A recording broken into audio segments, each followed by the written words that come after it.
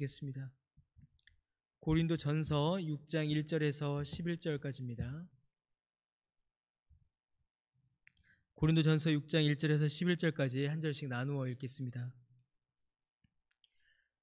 너희 중에 누가 다른 이와 더불어 다툼이 있는데 구태여 불의한 자들 앞에서 고발하고 성도 앞에서 하지 아니하느냐?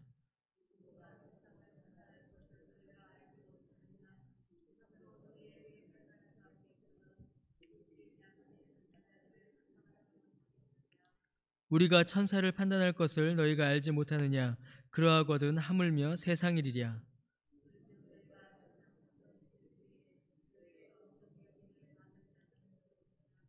내가 너희를 부끄럽게 하려 하여 이 말을 하노니 너희 가운데 그 형제 간의 일을 판단할 만한 지혜 있는 자가 이같이 하나도 없느냐?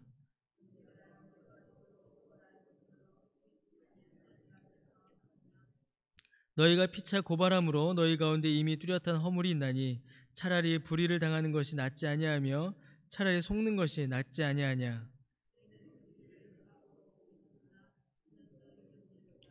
불의한 자가 하나님의 나라를 유업으로 받지 못할 줄을 알지 못하느냐? 미혹을 받지 말라. 음행하는 자나 우상 숭배하는 자나 간음하는 자나 탐색하는 자나 남색하는 자나.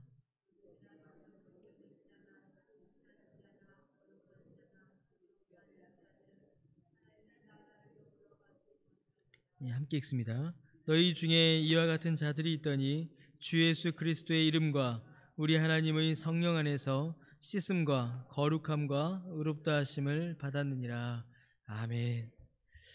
오늘 우리가 함께 읽은 본문은 이제 성도 간의 고소, 고발, 송사에 관한 교훈으로 우리가 많이 읽는 본문입니다. 그러나 여러분, 이 오늘 본문은 단순하게 성도 간에 고발하면 안 된다, 고소하면 안 된다, 재판하면 안 된다, 단순히 그런 것만을 우리에게 말하고 있지 않습니다. 우리도 신자도 이 땅 가운데 살아갈 때에 필요하다면, 그리고 그런 일들이 있어야 할 때에는 재판을 받을 수도 있고 세상 법정의 도움을 받을 수도 있습니다. 여러분, 이 본문은 단순히 재판하지 마라, 고발하지 말라, 그런 것만을 말하지 않습니다. 오히려 이 본문은 더 깊고 더 큰 의미를 가지고 있습니다. 곧 재판에 대한 말씀, 재판에 대한 교훈이라기보다는 신자의 삶의 모습과 교회의 가르침에 대한 매우 엄격한 교훈이 사실은 이 본문을 통하여서 우리에게 주어지고 있습니다. 특별히 이제 두 가지 측면에서 본문은 우리에게 그러한 교훈을 주고 있습니다. 첫 번째로 세상의 법정에 고발하여 판결을 받을 만큼의 죄가 교회에서 일어났다라는 것, 그것이 더 큰 문제라는 것입니다. 즉 세상 법정에 고소 고발하여 재판을 행한다, 이게 부끄러운 것이 아니라 그러한 송사를 일으킨 죄가 부끄럽다라는 것을 우리에게 말하고 있는 것입니다.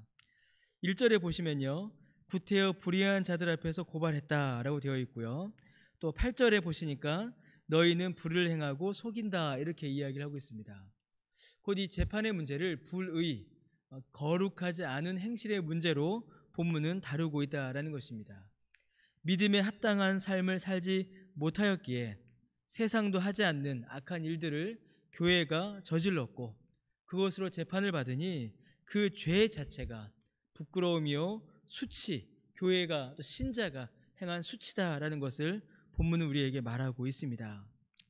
여러분, 교회 안에서 성도 간에 고소하고 또 고발하여서 재판이 일어나는 일들을 우리가 심심치 않게 봅니다. 또 뉴스에서도 그런 일들이 나타나게 되죠. 여러분, 어떤 일들로 인하여서 성도 간의 고소 고발이 일어납니까? 좋은 일들로 인하여서 일어난 적은 없습니다. 거짓말하거나 폭력이 있거나 간음이 저질러질 때에 그런 일들이 일어납니다. 세상도 부끄러워하고 악하다라고 정죄하는 일들이 교회 안에서 일어나고 이로 인해서 고소하고 고발하고 재판받는 일들이 일어나게 됩니다. 여러분, 부끄러운 것은 재판이 아닙니다. 부끄러운 것은 재판이 아니라 죄입니다. 교회와 성도가 믿음에 합당한 삶, 거룩한 삶을 살고 있지 않다라는 가장 분명한 증거가 이 고소와 고발 재판으로 나타나는 것입니다. 그래서 바울은 오히려 성도들에게 거룩한 삶을 지금 촉구하고 있는 것이죠. 여러분 9절, 10절, 11절 보시겠습니까? 주 예수 그리스도의 이름과 우리 하나님의 성령 안에서 씻음과 거룩함과 의롭다 하심을 받았다. 구원을 받았으면 그 구원에 합당한 삶을 살아야 한다라는 데에 바울은 더 중요한 초점을 맞추고 있는 것입니다. 두 번째로 오늘 본문이 또 이 재판의 문제를 다루면서 우리에게 알려주고 있는 것은 교회가 제 역할을 하지 못했다라는 것을 바울은 지금 강하게 책망하고 있습니다. 여러분 2절 말씀에 보시면요, 세상도 너희에게 판단을 받겠거든 지극히 작은 일 판단하기를 감당하지 못하겠느냐라고 이렇게 말하고 있습니다.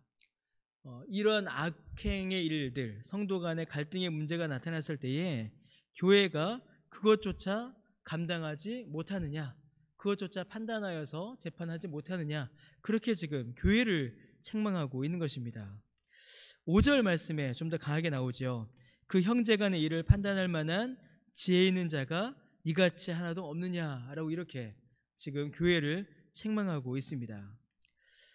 여러분 교회가 세상을 판단한다라고 2절 말씀에 이렇게 기록이 되어 있습니다. 교회가 세상을 판단한다라고 할 때에 교회가 세상을 판단하는 것은 교회가 세상보다 더 높은 도덕성과 윤리성을 유지할 때에 이 일이 가능합니다. 교회 공동체가 세상과 비교했을 때에 세상보다는 더 착하고 더 도덕적이고 더 윤리적이다라고 인정받을 때에 그때에 교회가 세상을 판단할 수 있습니다. 교회 공동체는 이 일에 힘을 써야 합니다. 교회 지도자는 또 교회의 목회와 목양은 분명히 교회가 세상보다는 더 거룩한 열매를 맺기 위하여 맺을 수 있도록 돌아보고 이를 위하여서 교회를 섬겨야 합니다. 여러분 성도 간에 갈등과 불화가 일어날 수 있습니다. 일어납니다. 누군가 한 사람의 잘못일 수도 있고 양쪽 모두의 잘못일 수도 있습니다. 이때에 교회가 할 일은 모든 성도가 거룩한 삶을 살아갈 수 있도록 복음과 삶에 대하여서 적극적으로 교훈해야 하고, 또한 누군가 잘못했을 때에 또 교회 안에서 불화를 일으킬 수 있을 때에 권징을 행하여서 바른 삶으로 돌이키도록 가르쳐야 합니다. 교회는 적극적으로 성도의 삶에 대하여 교훈해야 하고, 교회 안에서 성도 간의 불의의 문제, 불화와 갈등이 일어나지 않도록 교회는 적극적으로 그 역할을 감당해야 합니다. 그런데 바울이 지금 이 본문에서 지목하고 있고 지적하고 있는 것은 교회가 그 역할을 제대로 감당하지 못했다라는 것입니다. 성도 간에 그런 안 좋은 문제가, 불의한 문제가 일어나지 않도록 미리 교회가 애쓰지 않고, 또 그런 일이 일어났을 때에 교회가 적극적으로 그 문제를 해결하지 않고 방치하여서 더 악화시키고 세상 법정까지 가게 했다. 그것을 지금 바울이 강하게 질책하고 있는 것이죠. 여러분 성도 간의 재판, 성도 간의 송사는 성도가 믿음에 합당한 삶을 살지 못하였고 또 교회가 이를 제대로 가르치지 않았다라는 분명한 증거입니다. 교회 안에서 부끄러운 일들이 일어나고 이를 해결할 만한 능력이 교회에 없으니 세상에 고소고발을 하게 되는 것이죠. 곧 자정 능력을 상실한 그런 모습이다라는 것입니다. 방금도 말씀드렸듯이 재판이 부끄러운 것이 아니라 그러한 죄가 일어났다라는 사실이, 또 교회가 이를 막지 못하고 해결하지 못했다라는 사실이 더 부끄럽고 수치스러운 것입니다. 성도 여러분, 예전에는 제 기억에 제가 어릴 때 목사님은 동네의 마을의 선생님이셨습니다. 존경받는 지도자였습니다. 제 어릴 때 기억만 해도 그렇습니다. 그래서 동네에서 이렇게 싸움이 이렇게 나와서 막 싸우다가도 목사님이 오셔서 아유 그러지 마세요 한마디 하시면은 아유 목사님 봐서 참습니다라는 말들이 있었습니다. 그리고 이제 목사가 나타나거나 그리스도인이 나타나면 장로님 이러면은 진짜 교회에서만 존중받는 것이 아니라 세상에서도, 마을에서도, 동네에서도 아유 그냥 장로님이란 호칭으로 불리우고 그런 일들이 있었습니다.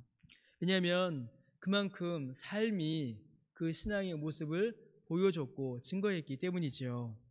그러나 언제부터인가 이 목사라는 이름이 부끄럽고 창피한 이름이 되어버렸습니다. 세상에서 조롱하는 이름이 되어버렸어요. 비난의 대상이 되어버렸습니다. 그리스도인이 어떤 윤리와 도덕의 기준을 세상에 제시하기보다는 오히려 그보다 못한 자로 손가락질 받는 일들이 참 많이 일어나고 있습니다. 최근에도 아주 존경받았던 신학자이자 목사님 한 분이 너무나도 수치스러운 범죄를 교회에서 저질러서 재판을 받고 또 구속이 되고 교도소에 들어가는 그런 일들이 벌어졌습니다. 한두 번이 아니죠. 너무나 가슴 아프고 참 슬프고 안타까운 일입니다. 사랑하는 성도 여러분, 복음 안에서 참된 교회의 모습, 신자의 모습을, 그 삶을 우리는 회복해야 합니다. 세상의 법정이 두려운 것이 아니라 하나님의 심판이 두려운 것이지요. 하나님 앞에서 참으로 우리가 어떻게 살아야 하는지를 다시 돌아봐야 하고 하나님의 말씀으로 우리의 삶을 새로이 해야 합니다. 그것이 고린도 교회를 향한, 그리고 오늘 우리를 향한 하나님의 뜻이며 이 말씀의 교훈입니다. 이를 통하여서 거룩한 삶의 열매를 맺으시는, 이를 통하여 주의 복음을 증거하시는 저와 여러분 우리 모두 되시기를 주님의 이름으로 간절히 축원합니다. 이렇게 기도드리겠습니다. 하나님, 교회와 신자가 얼마나 거룩한 삶을 살지 못하면 세상 법정의 판단을 받고 세상 법정에 서야 하겠습니까? 하나님, 우리를 불쌍히 여겨 주시옵소서. 주님, 우리를 긍휼히 여겨 주시옵소서. 그리하여 세상에 소금과 빛의 역할을 감당하는, 그리하여 교회가 이 세상을 향하여서 도덕적 삶의 기준을 제시할 수 있는 그러한 거룩한 삶의 열매를 맺는 모든 교회, 모든 그리스도인 될 수 있도록 주여 은혜를 베풀어 주시옵소서. 그러한 우리 강변교회 되게 하시고 그러한 우리 모든 강변의 가족들이 될 수 있도록 주여 은혜를 내려 주옵소서. 하나님, 이 새벽에도 주님 앞에 소원을 두고 간절히 기도하며 또한 물질로 헌금하는 주의 백성의 또한 손길이 있습니다. 하나님께서 기도 가운데 응답하여 주옵시고 또한 이 물질이 쓰이는 곳곳마다 하나님의 나라가 확장되고 주의 복음이 증거되는 귀한 은혜의 역사를 또한 허락하여 주옵소서. 감사드리며 예수님의 이름으로 기도드립니다. 아멘.